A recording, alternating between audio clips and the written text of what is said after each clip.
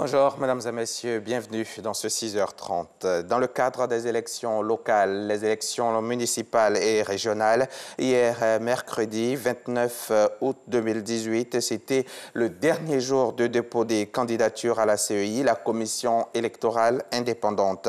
Comment les choses se sont passées sur place? Ambiance et commentaires à la CEI, signé Sidonie Davila. Affluence à la CEI au dernier jour de dépôt de candidature pour les élections locales. J'ai remarqué qu'il n'y a pas assez de femmes qui participent au développement de la commune et du pays, je peux dire. Et c'est comme ça que je me suis décidée à me présenter. Il y a des choses à faire dans ma région, dans ma ville d'origine qui est Vavois. Donc voilà, il est normal pour moi que je puisse me présenter là-bas pour pouvoir venir en aide aux populations. Mariam Bayo a fait le choix, comme bien d'autres candidats, de faire partie des retardataires. Les raisons. Parce qu'il fallait faire des mises au point de toute mon équipe. Et comme tout le monde n'était pas sur place, c'est pour cela qu'on a attendu le dernier jour. Bamba Bouaké évoque, lui, le retard accusé pour l'obtention des documents administratifs. Touba, Daloa, Séguéla, Makono, tout cela devait faire leur fiscalité, reçu de fiscalité à Daloa. On s'est tous retrouvés au même moment, de telle sorte que les derniers extraits fiscaux sont sortis hier. Malgré les précautions prises pour réunir tous les documents demandés, une fois sur les lieux, les candidats sont confrontés à quelques insuffisances dans leur dossier.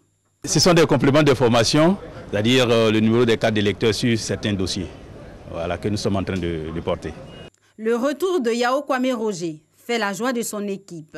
Il a dû rebrousser chemin pour aller chercher le certificat de résidence et l'attestation des régularités fiscales. Nous venons de recevoir le dossier que nous entendions. Voilà, donc nous allons déposer notre dossier comme prévu. Jusqu'à 16 h, plusieurs candidats étaient encore en attente. Les esprits se chauffent. Certains font cas de quelques difficultés. Depuis midi, nous sommes là et nous avons le numéro 6. Et jusque là, on a 17 h, c'est le numéro 2 qui est toujours sur la table de réception. Et le numéro 2 seul contient 6 listes du RHDP, ce qui n'est pas normal. C'est à 17 h que le PDCI est arrivé avec son lot de dossiers. En attendant leur tour, le RHDP, lui, a déjà procédé au dépôt de ses candidatures.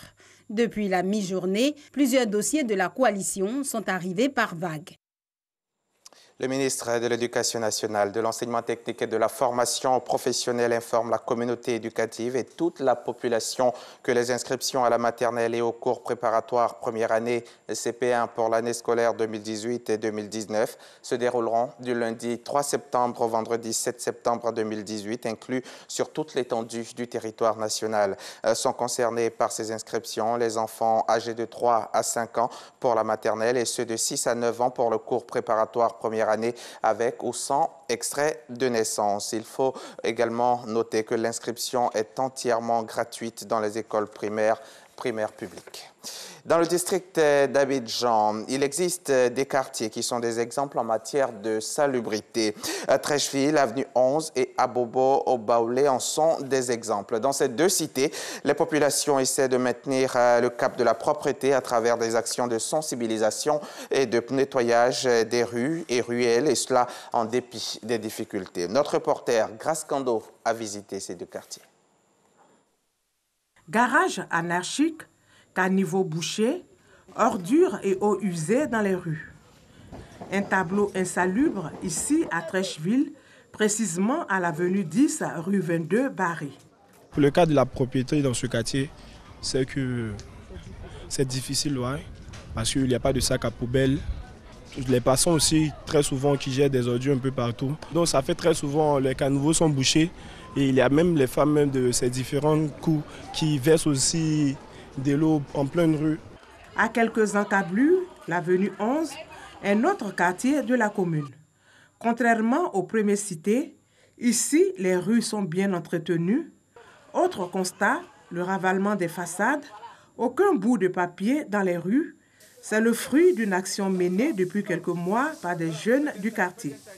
Il fallait réuni tout le corps social de l'avenue 11, les leaders de jeunes, les leaders religieux, les personnes âgées, à des réunions préparatoires, en allant leur parler pour dire, écoutez, voilà les avantages de la salubrité, voilà les inconvénients de l'insalubrité. Et nous sommes rentrés dans tous les ménages, à commencer à parler un peu avec nos mamans, il faut changer de comportement. Après les activités préparatoires, nous avons commencé à initier les phases de balayage. Donc nous avons formé une petite brigade de salubrité, de volontaires, qui partaient chaque soir, toujours vers nos mamans, nos sœurs, et les entretenir sur la salubrité et de balayer au quotidien. Et nous leur avons dit, nous-mêmes maintenant, chaque semaine, les dimanches, on allait commencer le balayage collectif. À l'avenue 11, chaque habitant essaie de maintenir le cap de la salubrité à travers des actions de nettoyage et de balayage. Nous sommes dans une cour commune où il y a 10 maisons. Et dans les 10 maisons, chaque maison a son jour de nettoyage. Vous nettoyez la cour, vous lavez les toilettes, vous balayez d'eau chaque jour, lundi jusqu'au dimanche, sans arrêt, chaque jour. Tout le monde se lève chaque matin pour le faire. Pour nous-mêmes, notre propriété, notre santé, pour nos enfants aussi, on est obligé de maintenir pour rendre le cadre propre. Autre exemple de quartier salubre, à Bobo Baoulé, les populations de ce village ont aussi compris le bien fondé de vivre dans un environnement sain. Chaque matin, si je me réveille, vers 6 heures, je balaye le goudron, je ramasse les saletés. Et dans les caniveaux, je balaye les papiers qui sont dans les caniveaux, je les ramasse, je mets dans la poubelle. Nous vous demandons de rassembler vos ordures et les mettre dans les sachets.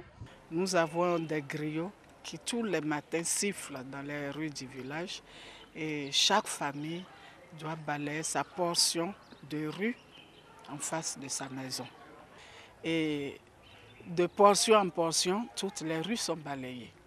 Et il y a les endroits publics devant les 2 églises, devant l'école, devant nos immeubles Nyando et Dubo. Là, nous avons des dames qui balaient.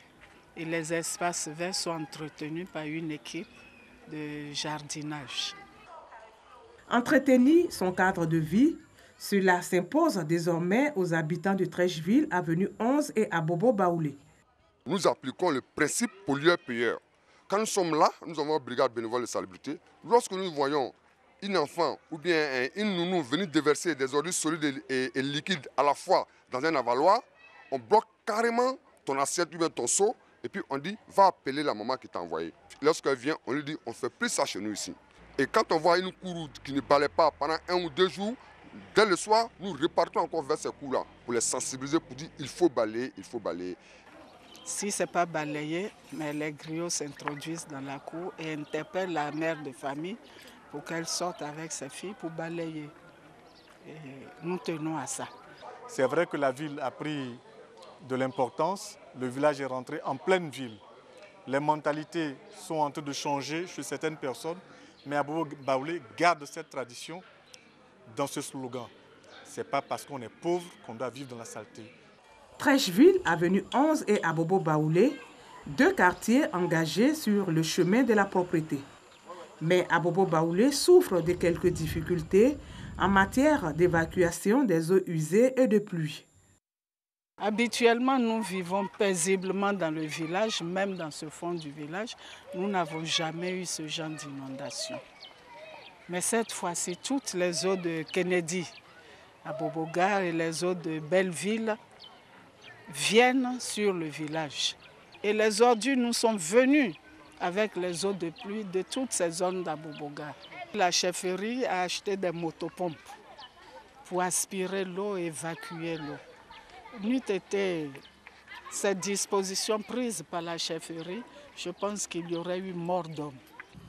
Les populations d'Abobo Baoulé ont le regard tourné vers les autorités compétentes en vue de trouver des solutions durables à leurs préoccupations. C'était un reportage de Grace Kando. Un mot de sport à présent. Tenu en échec par le Djoliba hier mercredi à l'occasion de la dernière journée du groupe C de la Coupe de la CAF, les Ivoiriens du Williamsville Athletic Club sont éliminés. Ce résultat laissera beaucoup de regrets au GEP qui devait s'imposer à domicile face à un adversaire déjà éliminé pour profiter de la défaite du Cara Brazzaville contre Nguemba 1-0 et se qualifier. Mais c'est donc raté. Malgré leur défaite, les Congolais se qualifient à la deuxième place avec une unité d'avance sur le WAC. Peut-être le dernier ballon. On va construire, il va le phagocyter certainement pour faire le centre qui est là avec le dégagement de la défense malienne qui panique avec un ballon. Ça va sur la santé. La défense malienne a paniqué, mais il n'y avait pas l'attaquant ivoirien pour capter ce ballon. Et le but, il a gagné le contrôle. Mon Dieu, Kader, je ne reviens pas, j'ai vu ce ballon dans le filet, mais le portier malien est allé chercher la balle. Fofana Amadou. Mon Dieu, quelle fin du match. Quelle fin du match. Ce ballon refuse de prendre le filet. Malien. Résolument, mon cher Dadier. Oh là là. Résolument. Et le banc malien va mettre un autre ballon sur l'aire de jeu. C'est pas vrai. Il était inscrit quelque part que cette équipe... Quand ça ne rentre pas, ça ne rentre pas. Du WAC ne marquerait pas ce soir parce que avec ce ballon que j'ai vu, il y aura beaucoup de regrets. C'est terminé. C'est terminé. C'était donc là les moments chauds de la rencontre Djoliba WAC, Williamsville Athletic Club. Nous allons refermer ce journal. Les Nations Unies publient un rapport accablant sur la situation au Mali. Un document de 71 pages rendu public jeudi. L'organisation dénonce l'implication des signataires de l'accord de paix d'Alger dans des attaques terroristes et dans la criminalité organisée. Des faits qui, selon l'ONU, compromettent indirectement la stabilisation du pays. Plus de 60 000 personnes ont été évacuées dans le centre de la Birmanie après la rupture d'un barrage hier mercredi en cause les très fortes pluies de la mousson qui sévit dans le pays depuis le mois de juin. Pour l'instant, aucune victime n'a été recensée. Les autorités avaient pourtant vérifié la solidité de ce barrage il y a quelques jours face aux pluies torrentielles de la mousson sans qu'aucun problème n'y ait été signalé. Une mousson qui a déjà déplacé plus de 150 000 personnes dans le sud du pays depuis le début de l'été et fait au moins 11 morts. Et c'est la fin de ce journal. Merci de l'avoir suivi. Bonne journée sur RTI.